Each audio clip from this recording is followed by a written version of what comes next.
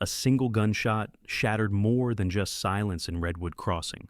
By the end of this story, you'll have to choose: protect the innocent or believe the powerful. If you've ever loved and lost, stay with me, because what really happened here will break your heart and make you question every easy answer. Gunfire isn't supposed to echo down Maple Lane, not in Redwood Crossing, but I'll never forget the crack, a sound that rips every other memory out of the air. My dog hit the dirt before I did, fur bristling, eyes wide. I smelled gunpowder, heard neighbors shouting, and I saw Patty Linwood's hand trembling on a little silver pistol, HOA badge clipped to her jacket like it could stop a bullet. She said it was self-defense. She said my dog was aggressive. All I saw was her finger on the trigger, and a notice fluttering in her other hand like it was just another bill. "Remove your animal or the board will act," the enforcer snapped, voice thin and cold. 48 hours. Last warning. You ever stand on your own lawn, watching the line between safety and threat blur in front of a dozen neighbors? If you've ever felt powerless, if you've ever wanted to see someone fight back the right way, hit subscribe now, because I promise, this isn't the story Patty thinks it is. She thought I'd cave. She thought a threat from her, and a piece of paper could undo every hour I'd spent fighting for this home. But I'm Ethan Torres, animal behaviorist, K9 handler, husband to a woman who trusted me to keep her legacy alive. Jasper, the shepherd, isn't just a dog. He's what's left of a promise I made at a hospital bedside when the machines went silent. He stays with Maya. He keeps us whole. She curled up against his side, finding sleep where nothing else worked. I watched her breathing steady to his, knowing my wife's love was still here, still protecting us, even if only through fur and heartbeat. It's not about one bullet or one board vote. It's about the last piece of my wife that's still breathing in this world. I caught her glancing at the memorial bench under our willow tree. She never understood why we built it, why the whole block helped pour concrete and plant flowers. It's got my wife's name carved in the wood, and beneath it, a little brass plaque that reads, "A place for healers and those they love." This German shepherd is more than a therapy animal. He's the reason my daughter gets out of bed. He's the heartbeat that still echoes in this house. Patty's notice wasn't just another HOA complaint. It was a threat to the thing that kept my family alive. As she marched off, I knelt next to my dog, burying my fingers in his fur, grounding myself in the one thing I could still hold on to. My hands shook, not from fear, but from the storm that was building inside me. Where are you watching from? Because some fights are about more than rules and property lines. Some fights are about the memory of the people we can't afford to lose again. Patty Linwood doesn't know it yet, but she's awakened the wrong kind of loyalty in this neighborhood. I'm not letting go. Not for her. Not for anyone. Patty's car barely cleared the curb before the whispers started. Redwood Crossing is the kind of place where gossip moves faster than delivery vans. By the time my old friend and I made it down the block, a knot of neighbors had gathered around the row of battered mailboxes, half collecting letters, half collecting rumors. I felt their eyes on me, some apologetic, some suspicious, but none of them willing to meet my gaze for long. Jasper pressed close to my leg, sensing the tension. I kept my head high, my steps even, the way you do when you've got nothing left to lose and everything to prove. My daughter's therapist once told me, sometimes it's not about the words, it's about being seen. In that moment, all I wanted was for someone to see the truth behind Patty's story. Mrs. Coughlin from 3 doors down stepped forward, her arms folded tight. "Ethan, I heard gunshots. Is it true? Did Patty—" Her voice trailed off, unsure if she wanted an answer or just the comfort of doubt. "She fired at our loyal protector," I said, letting the truth hang. "Called it self-defense. Says we're out in 48 hours. A ripple of unease passed through the group. Ed Larson, the HOA treasurer, shook his head and mumbled something about dangerous breeds. Someone else wondered aloud if the bylaws really gave the enforcer that kind of authority. But it was the silence from Mark Evans, standing off to the side with a stack of unopened mail, that caught my attention. Mark had always been the even keel on the board, the one person I thought might stand up if things ever went too far. But now, he just stared at his shoes. Patty's pattern wasn't news to anyone. The year before, It was a shed built too close to the fence. Before that, Mrs. Coughlin's wind chimes violated community noise standards. Every spring brought a new round of citations, fines, and ugly letters. It was always the same script: someone she didn't like, some rule no one remembered agreeing to. Last month, it was Jasper's barking. The HOA called it persistent nuisance. I called it a dog doing his job. The antagonist called it a violation and threatened a $500 fine if I didn't correct the behavior. Ed cleared his throat, glancing at the others. You know, maybe if the German Shepherd was kept inside more. I cut him off. He's a therapy animal, Ed. For Maya, he goes where she goes. That's the law. It wasn't the first time I'd explained it, but every time felt like shouting into a well. The HOA board loved rules, especially when they could twist them. Most folks just paid the fines and kept their heads down. But after today, I wasn't willing to let it slide. Not with Jasper's. Leash still shaking in my hand. Across the lot, two teens with skateboards whispered and glanced our way. They'd seen everything from their window. Their mom, Karen Fielding, caught my eye and mouthed, "I've got video." My pulse quickened. Finally something the enforcer couldn't spin. Patty's reach was wide, but the cracks were showing. Some neighbors looked at me with sympathy. Others with the tired fear of people who'd learned not to get involved. Mark finally stepped forward, words heavy on his tongue. "Ethan, I'm sorry. I'll check the minutes from the last meeting. Maybe there's a way." But even he didn't sound convinced. I headed home, the weight of the neighborhood pressing on my shoulders. Our dog nudged my hand, his eyes asking what comes next. What comes next is the part Patty never planned for, the part where I stop following her script and start writing my own. Mark Evans showed up at my door just as the sun was slipping behind the roof lines, casting long shadows across the sidewalk. He held a manila envelope against his chest like a shield and wouldn't meet my eyes. I could see him hesitating, shifting his weight, squeezing the envelope, running his tongue over his teeth. Jasper stood between us, tail thumping low, as if he could sense the crossroads Mark was standing on. He didn't say anything at first. The silence felt thick, loaded with things he wasn't sure he wanted to say. Finally, he cleared his throat. "Can we talk?" I stepped aside, letting him in. He moved slow, eyes flicking toward every window, every shadow in the room. He dropped the envelope onto my kitchen table, hands shaking just enough to notice. The smell of coffee lingered in the air, grounding the moment in something normal. But nothing about this was normal. Mark hovered by the chair, shoulders hunched, fidgeting with his glasses. I poured 2 mugs, set one in front of him, and waited. He took a sip, still not looking up. Jasper leaned into his knee. Mark finally met my gaze, and I saw the storm in his eyes, a mix of fear, guilt, and something almost like shame. "I keep thinking about yesterday," he said, his voice barely above a whisper. "About what she did. About our shepherd." His fingers drummed on the tabletop, restless, searching for the right words. "I didn't want it to go this far, but He stopped, jaw clenched. The struggle was all over his body, hunched shoulders, wringing hands, eyes darting away every few seconds. He took off his glasses, wiped them on his shirt, and stared at the swirling black coffee. "You know, my son, he used to play with Maya, back when she laughed more. I never thought we'd end up on opposite sides of something like this." He slid the envelope toward me, not saying what was inside. "I'm supposed to back Patty up. She says Jasper lunged at her, that it's all on camera, but she won't let anyone see the footage." His voice trembled, and for a moment, he pressed his palm flat on the table to steady himself. "I don't want to lie, Ethan.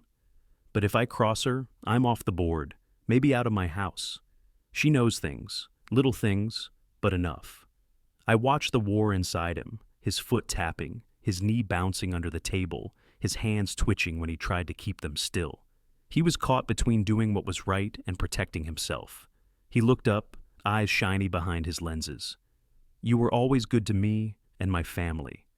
The words died, but the message was clear. He was scared of Patty, scared of losing what little piece he had left, scared that helping me would cost him everything. But under all that, I saw something else. A flicker of resolve, small but growing.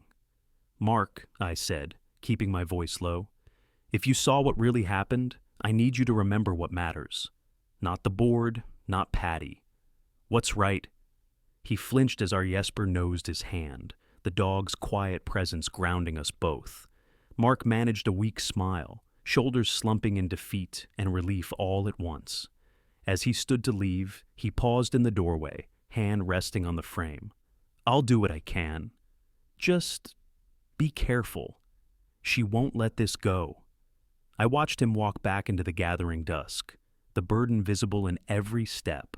For the first time since Patty's shot echoed down Maple Lane, I didn't feel alone. The cracks in her control were there, and I had an ally, even if he didn't know how to stand with me yet. If you've ever seen someone wrestle with doing the right thing, let me know where you're watching from. This fight isn't just mine. It's for everyone who's ever been pushed to the edge and had to decide which line they won't cross. The enforcer wasted no time.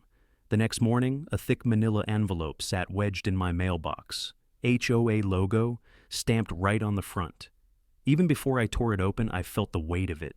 More rules, more threats, all printed in the kind of language that's supposed to make you feel small.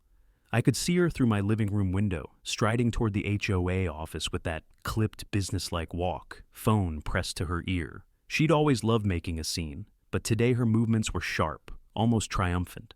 I tucked our shepherd's leash in my fist and headed across the street, determination prickling up my spine. As I crossed the courtyard, I passed neighbors who suddenly found their shoes fascinating. A few gave nervous little nods. Others turned away, pretending not to notice. The wound from yesterday's shooting hadn't closed. It had festered, spreading fear and confusion through Redwood Crossing. Inside the HOA office, the air was stale with old coffee and a hint of disinfectant. Patty sat at the head of the conference table, surrounded by her usual crew.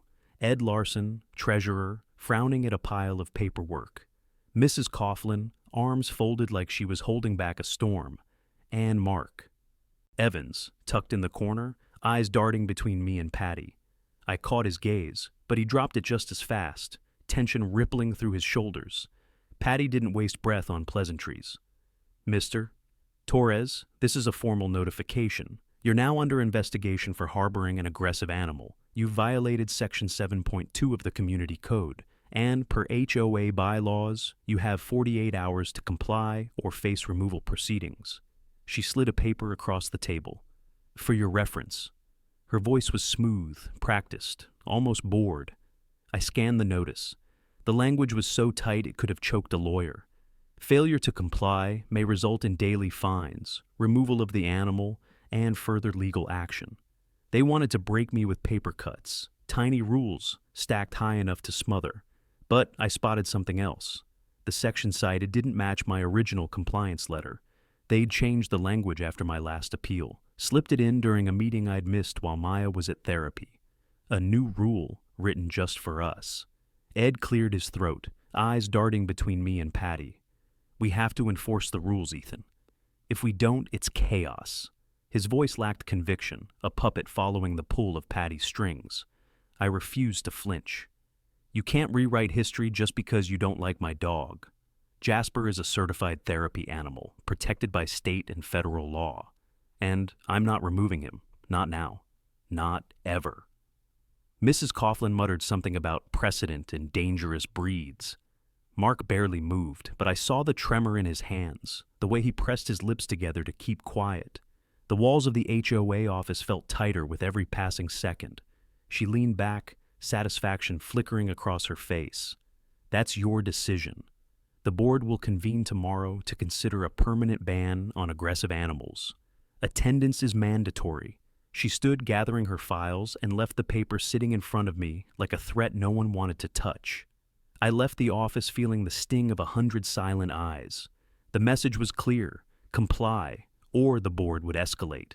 But they'd made a mistake. They'd gotten sloppy, overreaching in their zeal. That new rule, it wasn't filed with the county, wasn't recorded properly. I knew because I'd checked. I'd spent years navigating compliance codes. They thought I'd roll over, but I saw their cracks. Our loyal boy waited for me outside, tail sweeping the sidewalk. I knelt beside him, grounding myself in the warm reality of his presence. This wasn't over. Not by a long shot. Some battles are fought with words, others with willpower. Let them escalate. I'd seen enough to know exactly where to look next. I didn't sleep that night. Every creak of the floorboards sounded like the echo of Patty's threats. Every gust of wind a reminder of just how quickly things could spiral. Maya curled up with Jasper at the foot of her bed, his gentle snoring the only thing anchoring us to something like normal. But I couldn't stop replaying the gunshot in my mind, the way Patty's hand shook, the flash of fear and something darker in her eyes. By sunrise, I was already out walking Jasper. The streets were empty except for Karen Fielding, standing on her porch, arms crossed and phone in hand. She waved me over with the urgency of someone who'd been waiting all night to talk. "I have something you need to see," she whispered, eyes darting to the neighboring windows. She beckoned me inside, closing the door softly behind us. Karen's living room was a scatter of kids' shoes and laundry baskets, but the coffee table was cleared for one thing. Her laptop, open and ready, she clicked play. The footage flickered, grainy but unmistakable, Patty storming across my lawn, authority in every stride, the steady presence of my companion at my side. Voices escalated, tension thickening, then a sudden jolt as metal flashed in her hand. Light burst at the muzzle. My loyal friend recoiled, but never lunged, never closed the distance between them. Karen paused the video, her hands shaking. I sent this to myself from the doorbell cam as soon as it happened. She already asked if she could review footage. I told her I didn't have it. She doesn't know I backed it up to the cloud. She looked at me, a fierce resolve in her eyes. "You need to take this to someone who will actually do something. Don't let her twist this around." It hit me then. This was more than just neighborly support. It was the beginning of a trail the enforcer couldn't erase, a record that cut through rumor and accusation. I copied the file to a flash drive, my pulse quickening. This was my break, the undeniable truth. Outside, the sun was barely up, but Redwood Crossing felt alive with possibility. The fear that had seeped into my bones since the shot rang out started to loosen its grip. I called Officer Nicole Reeves, lead with the K-9 unit, a friend from years back. She'd heard about the incident, but Patty's official story painted me as unstable and my dog as a threat. "I've got footage," I told her. "You need to see it, and there are more people who saw what happened." She promised to stop by that afternoon. For the first time in days, I felt the scales tip, just a little. Patty's narrative depended on secrecy and fear. The truth finally was louder. Back at home, I watched Maya feed our loyal boy. She whispered to him as she placed the bowl down, her hands steady for the first time all week. That sight, her calm, his quiet loyalty, reminded me what I was really fighting for. This was about more than clearing my name. It was about keeping a promise and holding on to the only family I had left. When Nicole arrived, she brought a sense of calm and order the HOA never could. We watched the footage together, her jaw tightening as the events played out. "This changes everything, Ethan," she said. "I'll open an official investigation. But you need more than this. You need statements, from neighbors, from the board. If we can prove a pattern, she's done." The plan began to take shape. I'd use every tool I had. The footage, my experience, the support that had started to gather around me. Patty thought she could bury me with threats and paperwork, but she'd underestimated what happens when you shine a light on the truth. Drop a like if you've ever wanted to expose a lie, and watch it unravel. I watched Nicole's squad car pull away, the reflection of blue and white lights gliding across my living room walls. The house felt different now, more fragile, somehow. Maya was quiet, curled on the couch with Jasper's head in her lap, her fingers winding through his fur like she was braiding hope into every strand. I could feel the pressure mounting, the weight of 48 hours shrinking with every tick of the clock. Patty's official notice glared at me from the kitchen counter. Aggressive animal, imminent threat, remove or face legal action. Words designed to frighten, to corner, to make you doubt everything you know is right. But after seeing Karen's footage, after hearing Nicole's promise to investigate, a slow determination settled in my bones. This wasn't just my fight anymore. It was Maya's too, and Jasper's, and every neighbor who'd ever felt powerless under Patty's thumb. By noon, word was spreading. I heard it in the way people paused before saying hello, In the cluster of text messages blinking on my phone, Karen had told a few friends. Ed Larson, the treasurer, sent a curt email reminding everyone of proper decorum during the investigation. Patty, of course, doubled down, an all-caps email to the neighborhood, full of warnings about dangerous animals and the consequences of noncompliance. I called my lawyer, Russell Pike, a friend from my K-9 days who'd gone into animal law after a string of wrongful dog removals in the city. Russell's calm voice steadied me. Don't give them an inch, Ethan. You've got a legal right and you've got evidence. But don't get comfortable. Patty's not going to back down until someone forces her to. He was right. I watched our shepherd stretch out by the back door, nose twitching at the breeze. I thought about my wife, her laugh, the gentle strength she carried, the night she'd told me, "Don't let them take what matters. Not ever." That memory stung, raw and electric. Maya glanced up, meeting my eyes. "Are we going to lose our loyal friend?" I knelt beside her, feeling the rough grain of the floor through my jeans, Jasper's heartbeat under my palm. "Not if I can help it. He's family, and we fight for family, no matter what." That afternoon, I made calls to neighbors, to other parents, even to people who'd been fined for wind chimes or lawn. Chairs and years passed. The stories poured in, threats, intimidation, silent compliance. Every tale was a new link in the chain. I typed up a statement, printing copies for anyone willing to sign. I didn't beg or plead, I just asked them to tell the truth. Karen volunteered first, eyes blazing. "She can't scare me." Not this time. The rest of the day blurred into motion. Emails, phone calls, voices blending together in a chorus of cautious hope. Every time I started to flag, I looked at our shepherd sleeping beneath Maya's hand and remembered why I was fighting. By evening, I'd collected 5 signed statements and a promise from Mark Evans to do what's right when the time comes. The tide was turning, and Patty's control was slipping, one truth at a time.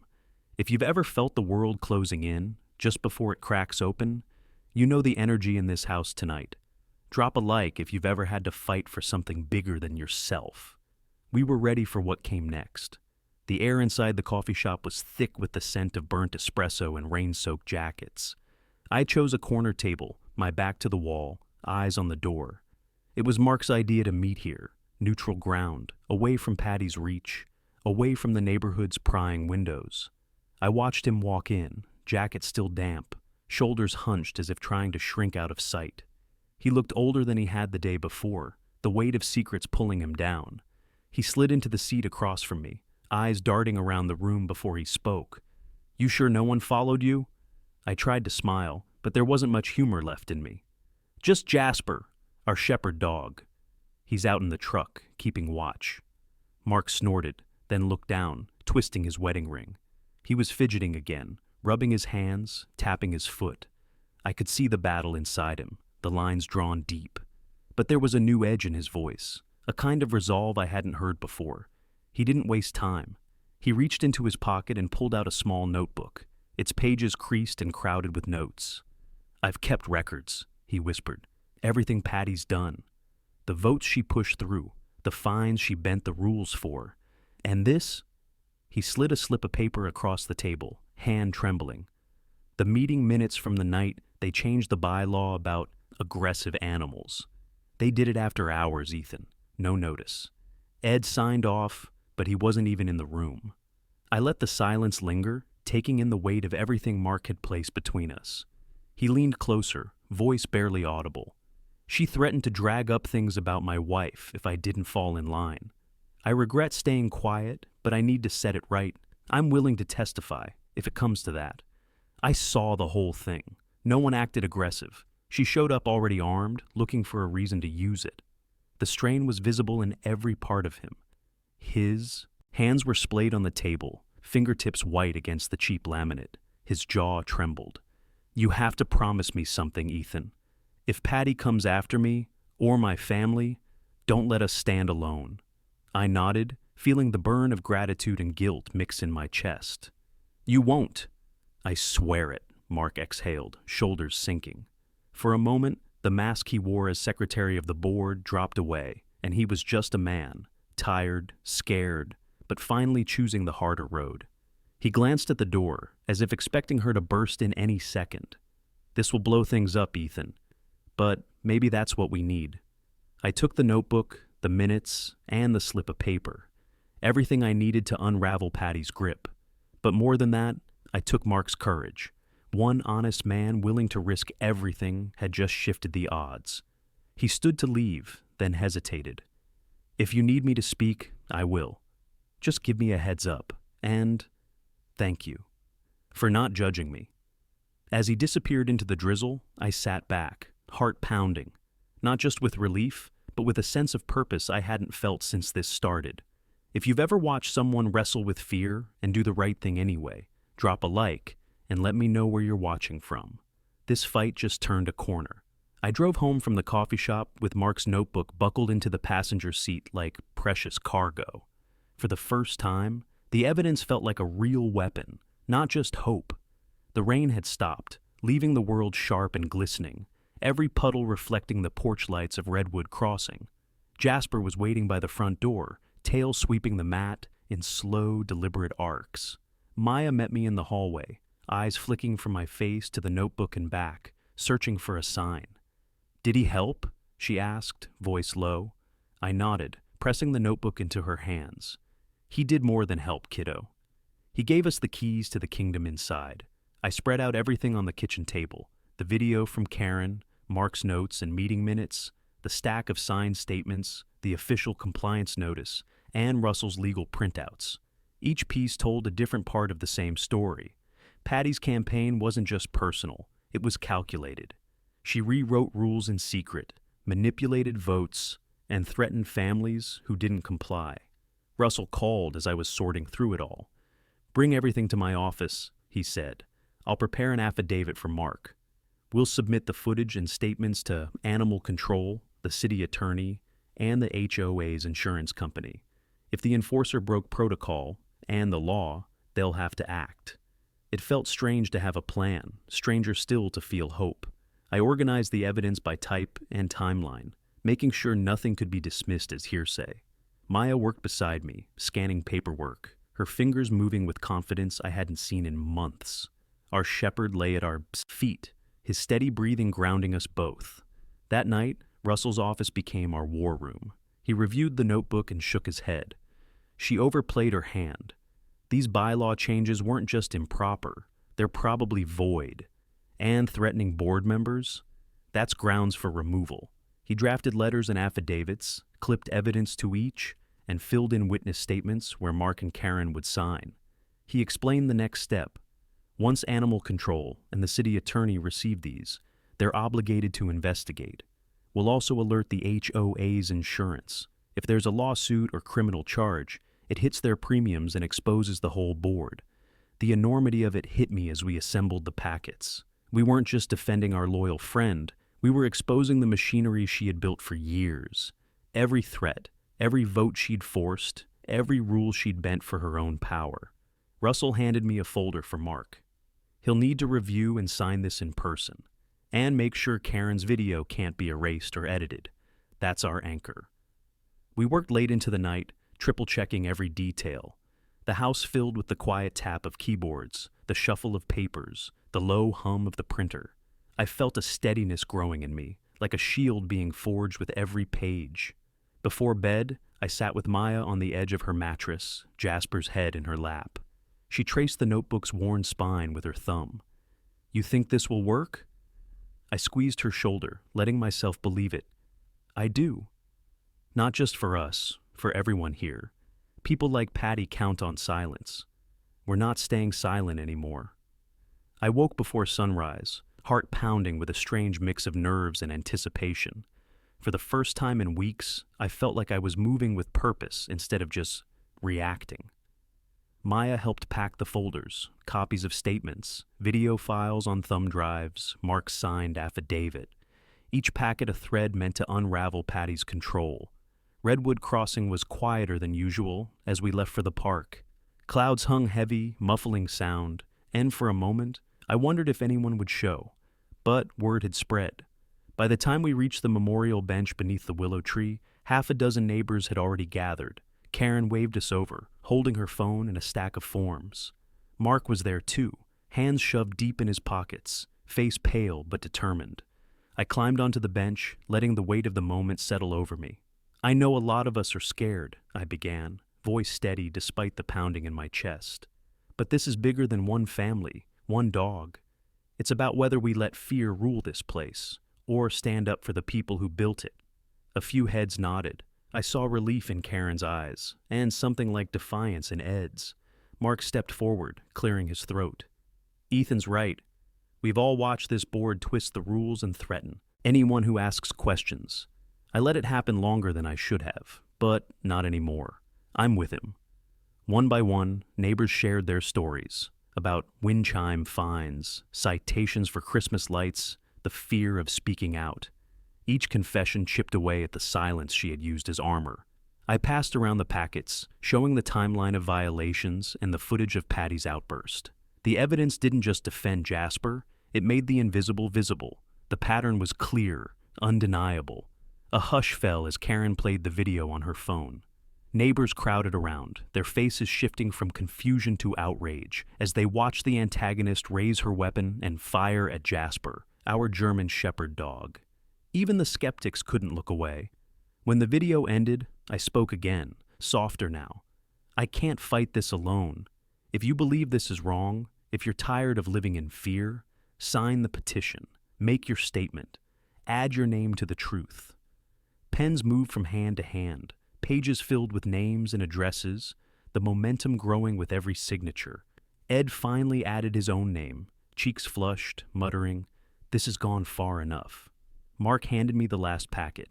Animal control, city attorney, insurance, they all get copies. We make this impossible to ignore. His eyes met mine, the fear replaced by resolve. "You lead the way, Ethan. We'll back you up." As people drifted home, I lingered at the bench, running my fingers over the plaque with my wife's name.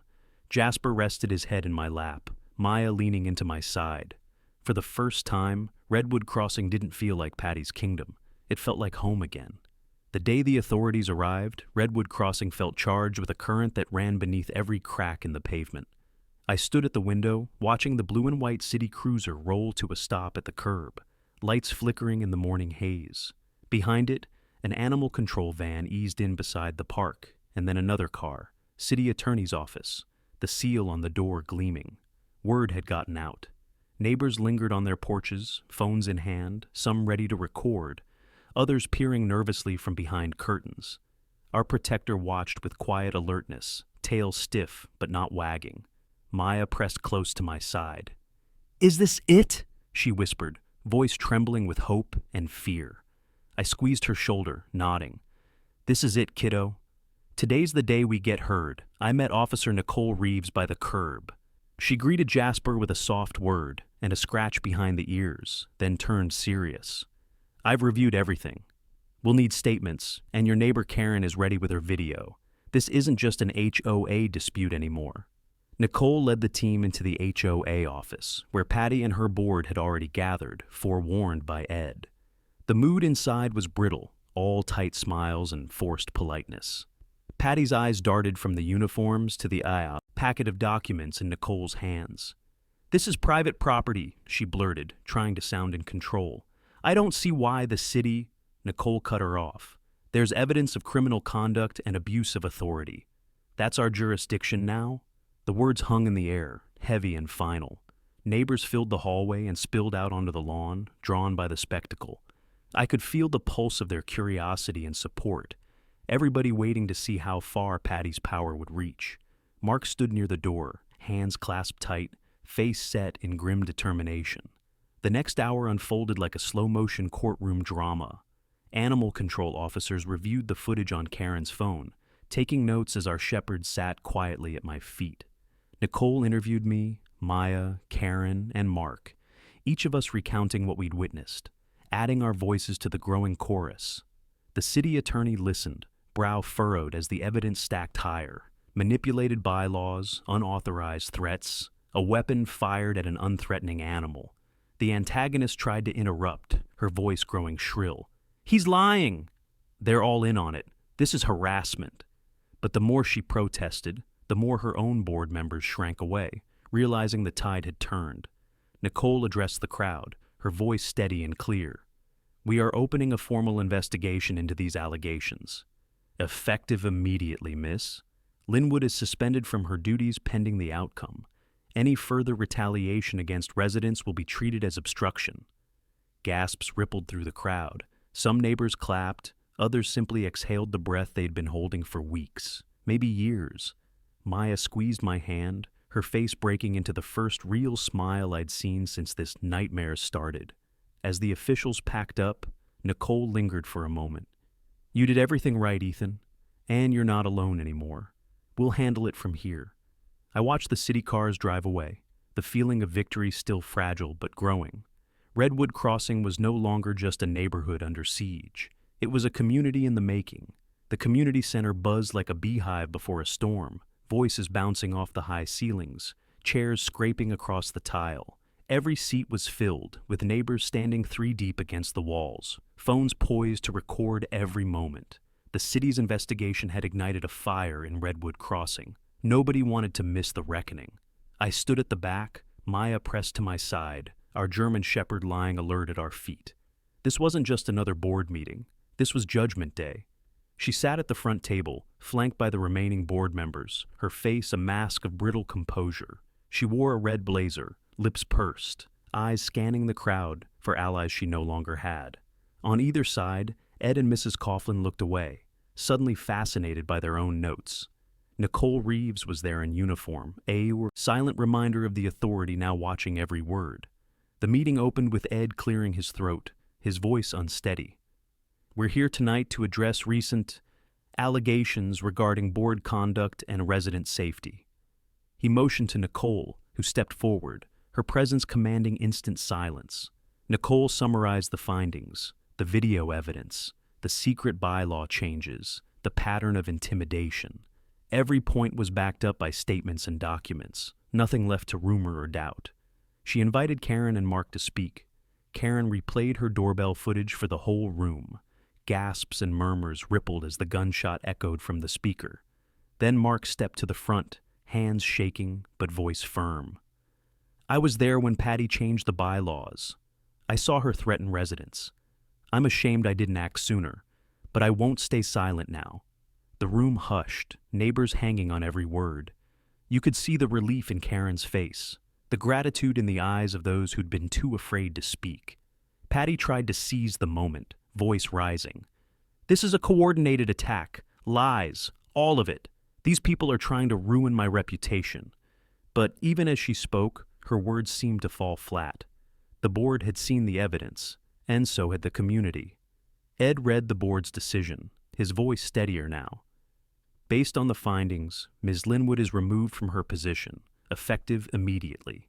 An independent review of all recent bylaw changes and fines will begin at once." Applause erupted, echoing off the walls, raw and unrestrained. Maya hugged Jasper, tears streaming down her cheeks. Neighbors clapped Mark and Karen on the back, some already talking about reform and new elections. I took a breath, letting the noise and relief wash over me. She stormed out, her red blazer aflash at the door. But, for the first time since this began, Redwood Crossing felt united, not divided by fear. If you've ever witnessed justice in a room full of people who thought it would never come, drop a like and let me know where you're watching from. We weren't just fighting for ourselves. We were showing everyone here that change is possible when you refuse to stay silent. Sunlight poured over the park as if washing Redwood Crossing clean. It was the first Saturday in months without a cloud of fear hanging over the neighborhood. I stood by the memorial bench beneath the willow, Maya pressed close, Jasper's head resting in her lap, as neighbors gathered for something that felt like a new beginning. The brass plaque caught the light, my wife's name, her legacy, and now the story of what a community could be when it remembered what mattered. Ed and the remaining board members arrived quietly, setting up folding chairs and a table with coffee and homemade cookies. Karen handed out copies of a new petition, this one to establish fair policies and ensure residents' voices would always matter. Mark stood a little taller, no longer hiding in the background, talking to neighbors about running for board president. The hush of old secrets was gone. In its place, laughter and the rhythm of children playing filled the air. Nicole Reeves dropped by out of uniform, jeans and a t-shirt replacing her usual authority. But she still carried that quiet assurance of someone who stands by her word. She knelt next to Maya and the family's loyal protector, running a gentle hand through soft fur. "You did the right thing," she told Maya. "Standing up for him and for your mother's memory means everything." A real smile broke across Maya's face, her eyes finally bright, and she wrapped her arms tight around her best friend. "He's the reason we're still together," she said, voice steady and sure. I took a breath, letting myself feel it, the relief, the weight falling away, the hope returning. The board's decision had stuck. Patty was gone. Every unjust fine was being reviewed, and the city's investigation meant no board could ever wield power unchecked again. Jasper was not only safe, but now officially recognized as a community therapy animal. Kids lined up to pet him, parents snapped photos, and for once, the only thing that mattered was the warmth of being together. Neighbors came up one by one, sharing their own stories, asking if we could make the memorial bench a tradition, a place where the community could gather to remember, to heal, to start again. I promised we would. I promised Maya that her mom's kindness would always live here, not just in bronze letters, but in every act of courage, every voice that refused to be silenced. I watched Mark shake hands with Ed, watched Karen and the other parents sign the petition, watched Nicole laugh with Maya. The fear that once ruled Redwood Crossing had been replaced by something stronger, a belief that justice wasn't a myth, that it just needed enough people willing to fight for it. Before we left, I traced my wife's name on the plaque, our companion at my side. "We kept our promise," I whispered. "He's still here. We're still home. Want to see more homeowners refusing to back down? Subscribe now and tell us below in comments. What's the one line you'd never let an HOA cross? Because the only thing stronger than a bad rule is a good neighbor willing to break it.